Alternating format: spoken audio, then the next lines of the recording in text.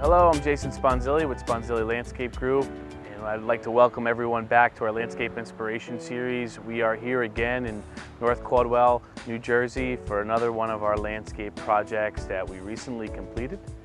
Today I'm going to take you around front yard and backyard of this home, show you all the wonderful details that we incorporated to make this project come to life.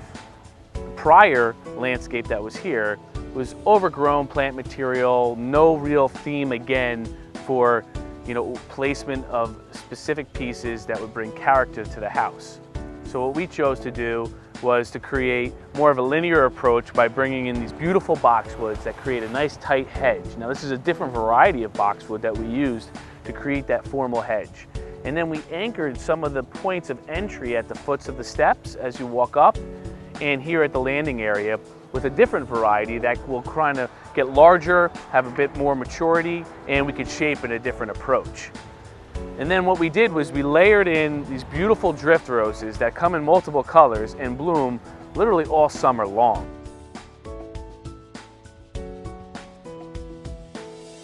Behind me, as we work our way over to the side of the property, we anchored the home with a beautiful slow-growing bison blue spruce. That tree will mature in the neighborhood of about 18 to 20 feet. And then throughout, we've added in some nice fountain grasses which move in the nice winds throughout the summer and the fall months. And then we did beautiful hydrangeas. These hydrangeas, mature out at about 5 feet.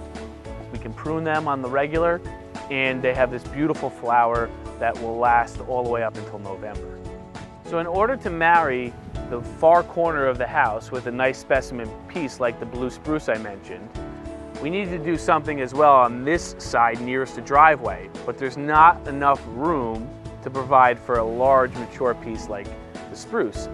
So we found this beautiful European fastigiata beech tree, which will develop and grow and frame out the corner of this house and help to kind of bring the scale of this corner of the home down to our level.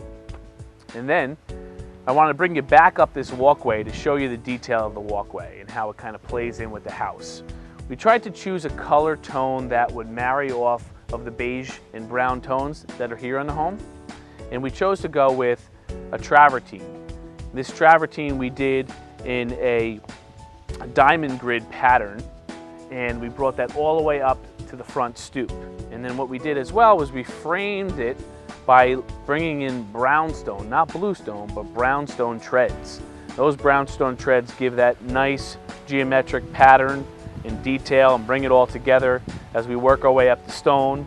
We took the same exact stone that we used on the veneer of the house to do the risers. And now we're coming up to the driveway of this home, and I want to show you both sides of this driveway and what we did to kind of achieve a nice balance, a nice welcoming feeling, and also to provide a little bit of security and screening. On the right here, prior to all these plantings, was just lawn. And we felt that, why have additional lawn space that really isn't going to be utilized other than having to do another additional maintenance concern. So we used some of my favorite plant material here. We have catmint, which is now 2 years old, and you can see, I'm about to show you the difference between a newly planted catmint that's less than a year and a 2-year-old catmint, how nice and mature it's filled in, and eventually will create a beautiful mass. And once this goes into bloom in the May-June time period, it's one of the most beautiful plants that are out there. But we created a layering effect essentially by putting in hydrangea. These are endless summer hydrangea, so they're going to keep on pushing out blooms in a beautiful blue or pink color. And then we came in with these dwarf butterfly bushes. These are great plants that'll give you a nice purple color all season long. Finally, we did some boxwoods and some ornamental grasses behind it, so we have a nice layering effect that works its way to the home. And then opposite, we have these large green giant arborvitaes. This is just 1 year of planting. They've already begun to push out another 1.5 to 2 foot of growth. And in a short period of time, by next year, we expect for them all to be touching and to create a nice green wall effect. So now I'm going to take you through this backyard and show you all the wonderful features that we have back here. What we tried to do was also provide some screening and privacy so that they don't see back into the driveway area, park cars whenever they have family and friends over. So we layered in arborvitae, this beautiful single-stemmed crepe myrtle, which will mature and bloom in the later part of the summer. And as we work our way across the backyard, we brought in these emerald arborvitae. They started at about 7 to 8 feet, and now they're in a neighborhood of 11 to 12 feet. And shortly, probably within a year or so, we will trim the tops, we'll allow the bottoms and the sides to begin to fill in and touch, and we'll have another great green wall of privacy in this entire backyard. And then what we've done on the lower level is we've introduced more of the perennials, the catmints, different astilbe, different perennials that will push out, grow, widen to kind of add different texture, different color to this backyard. I want to show you the turf grass. We've been using a special variety of turf grass in people's backyards that are willing to kind of keep up with it. And when you keep up with it, this is what you get, these results.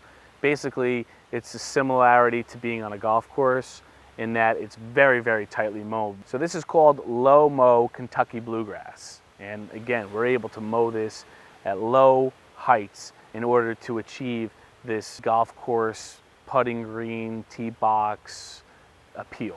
So now as we come into the major features of this backyard, we had sort of a challenge to work with as far as the footprint of this patio.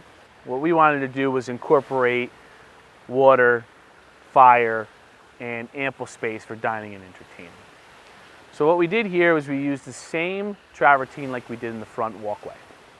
And in a way to incorporate the brown framing, we used the brownstone, which I'll show you in different areas.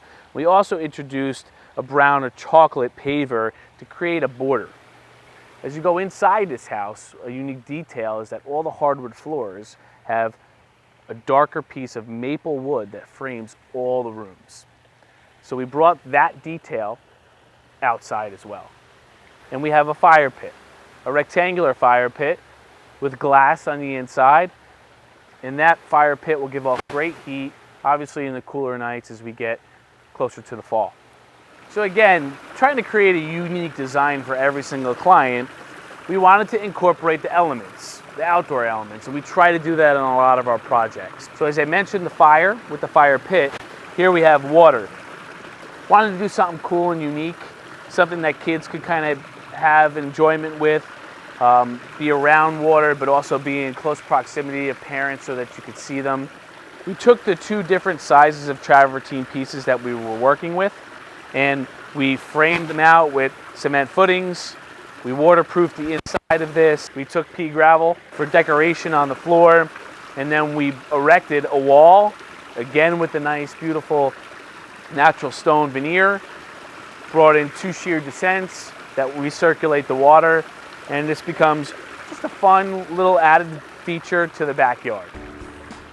So here we have a completed outdoor kitchen with all great appliances and amenities, as well as a television for entertaining. We have a beautiful pergola of cedar, as well as incorporating some articulating fans on the walls just to add an extra airflow and cool down the area. We have a trash can, a good sized refrigerator, and another ice chest. And ample space with granite countertop to prepare food and serve food, as well as a bar area countertop. So from a different vantage point of this kitchen, here we are at the bar stool area, countertop, obviously for people to come here and enjoy, get served drinks, have some food, nice outdoor aluminum style bar stools with cushions.